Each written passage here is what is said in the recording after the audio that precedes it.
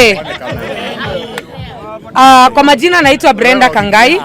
Mimi ni msichana wa Mlima Kenya. And hii wiki Ruto alijitoa kwa ulimwengu yeye ni nani. Bila iko inapitishwa ndio Wakenya wajue Ruto ni mbaya. Juu wale percentage kubwa ya Wakenya wanajua Ruto anakuanga muongo. Bili ilikuwa inapitishwa itoe the outer Ruto to the outer world. Na ulimwengu mzima washajua Ruto ni mtu mbaya. Jana tukianza na Southern Sudan, Ruto alikuwa amesema atenda kumediate peace. Mliona vile walimuanika CNN, wakamwanika BBC, hadi media zetu za Kenya zikasema. Sudan wakaenda wakamwambia mtu wangu, fagia kwako. Fagia kwako kwanza. Kabla ukuje hapa Sudan, kwako fagia. Mimi kitu nataka kuambia William Ruto, you can lie once, you can lie twice, but you can never keep lying. Uongo yako lazima ifike mwisho. When you started with the housing financing, ulianza ukasema hiyo ni levy. Ukasema ni levy ya 3%. Ikatolewa levy ya 3%, ikashuka levy ya 1.5. Imetoka tu levy, imekuja 1.5 tax yenye Mkenya haezi claim. Ni ukora gani endelea bunge? Wakenya mtaibiwa pesa yenu mkiona. So mimi nakwambia wewe mwenye uko na payslip, mwambie mwajiri wako afukufute kazi, wewe utafanya kazi ambayo unakatwa pesa yenye utakuja kupata. Usitake kupatia William Ruto pesa kwa sababu utamdai mali popote. The time anakuambia 15 years William Ruto will be nobody in this country. Na sasa nataka kukuambia wewe utakuja kumdai hiyo pesa in 15 years. Another thing, regarding Gachagua, you lied the people of the mountain. I'm the daughter of the mountain, Gachagua. Ulidanganya wazazi wetu na Kiswahili mingi na Kizungu mingi. Tuko hapo sasa kuambia na mother tongue vile unawafanyia. Gachagua, Ruto akifanya ukora yake, you are part of that game. Na utaepuka. Unanielewa? So mimi nataka kukuambia Gachagua, anything that you are doing today, it will be counted when it comes. Kuangalia ni nani ambaye alihusika. Na make sure Gachagua, hizo biashara za Wakikuyu ambazo zinachomeka, Wakikuyu wako compensated.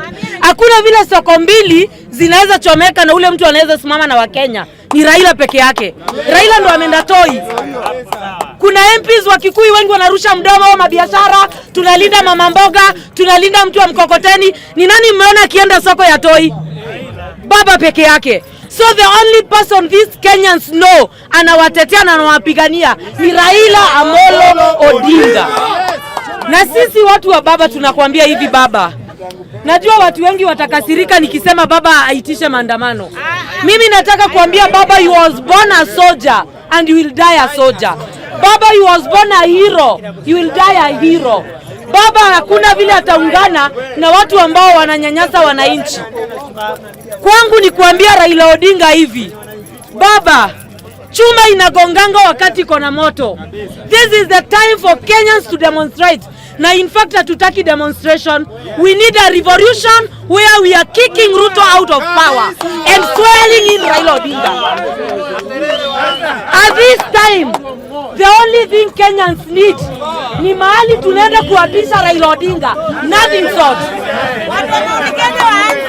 Vijana oye! Vijana oye!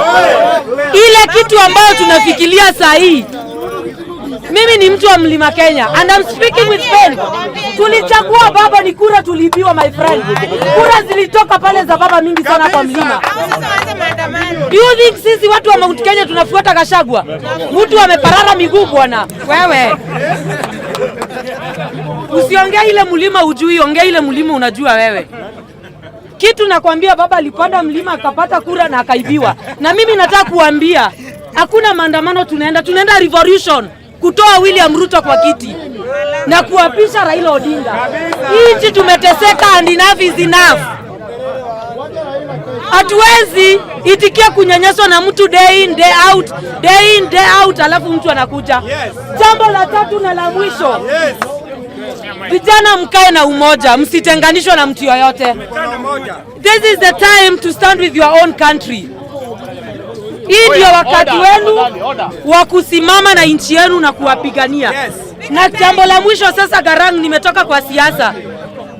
Na mimi nataka kuaddress hii kitu kidogo tu. Nataka kuaddress hii kitu kwa bunge la mwananchi. On Sunday